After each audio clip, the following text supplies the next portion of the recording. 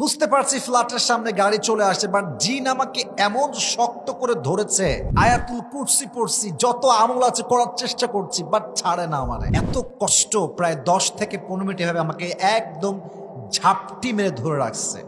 গত কয়েকদিন আগে আমার প্রোগ্রাম ছিল কিশোরগঞ্জে, অনেক দূরে কিশোরগঞ্জ আমাদের রাজশাহীর থেকে। তো গেলাম, প্রোগ্রাম করলাম। যখন প্রোগ্রাম করে when I was coming back to my home, যখন বাসায় ফিরে আসছিলাম, প্রায় ভোর হয়ে গিয়েছে, ফজরের সময়। যখন আমি আসলাম, গাড়িতে আমি শুয়ে থাকি, যখন ব্যাক করি বাসার দিকে, ঘুমিয়ে ঘুমিয়ে আসি যেন শরীরটা বেশি ক্লান্ত না হয়ে যায়।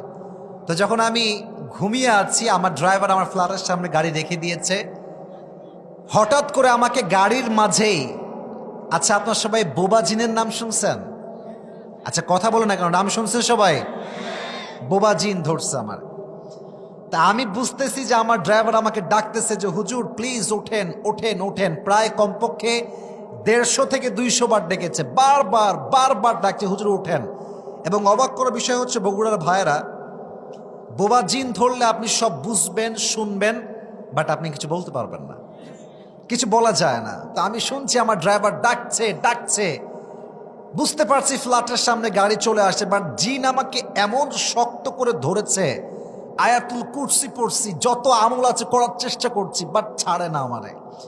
এত কষ্ট, প্রায় 10 থেকে 15 মিনিট এভাবে আমাকে একদম ঝাপটি মেরে ধরে রাখছে। তো আমি ওই দিন খুব কষ্ট পাইছি, বেশি দিন না, 3-4 দিন আগের কথা হবে। তো আমি আজকে বগুড়ার এই মাহফিলে সবাইকে একটা কথাই বলবো, রাত বেজে গেছে প্রায় 11টা বেজে পার। যখন মাহফিল থেকে যাবেন, রাস্তাঘাট দেখেন, রাতের বেলা রাস্তাঘাট কখনো ভালো হয় না, জিনের প্রভাব থাকে। যখন বাসায় যাবেন, যখনই ঘুমাতে যাবেন, মাস্ট 2টি কাজ করবেন। এক, ঘুমানোর আগে অবশ্যই উজু করে নেবেন। যদি আপনি পবিত্র অবস্থায় ঘুমিয়ে যান, জিন আপনাকে কখনো স্পর্শ করার সাহস পাবে না। সুবহানাল্লাহ পড়লেন না? জোরে সোরে সুবহানাল্লাহ পড়লেন না? অবশ্যই উজু করে ঘুমাবেন। 2, যখনই ঘুমাতে যাবেন 3 কুল পড়বেন। সূরা ইখলাস পড়বেন, সূরা ফালাক পড়বেন, সূরা নাস পড়বেন। এইদিকে আমার হাতের দিকে তাকান। 3টা কুল পড়ে ফু দিবেন, এই মাথার থেকে নিয়ে পুরো পা পর্যন্ত একটু মাসাজ করবেন, মানে মাসাজ করবেন, এইভাবে পুরো দিয়ে দিবেন। আপনার দায়িত্বের জন্য, আপনাকে সংরক্ষণের জন্য আল্লাহ তাআলা আলাদা ফেরেশতা নিযুক্ত করে দিবে আপনার পাশে। সুবহানাল্লাহ জোর শোন নাই, জোরে সোরে তো সুবহানাল্লাহ পড়তে হবে ভাইয়েরা।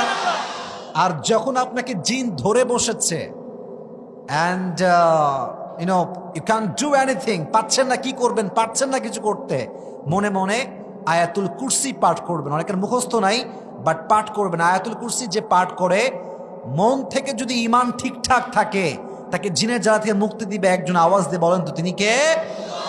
আমি বারবার পড়তে পড়তে পড়তে পড়তে এক পর্যায়ে গিয়ে আমাকে ছাড়ছে। এই জন্য যুবক ভাইয়েরা, রাত করে বাসায় যাবা, অবশ্যই উজু করে ঘুমাবা, 3 কুল পড়বা, আয়াতুল কুরসিও পড়বা, আর অবশ্যই আগামীকাল ফজরের নামাজটা আমরা জামাত দিয়ে শুরু করব।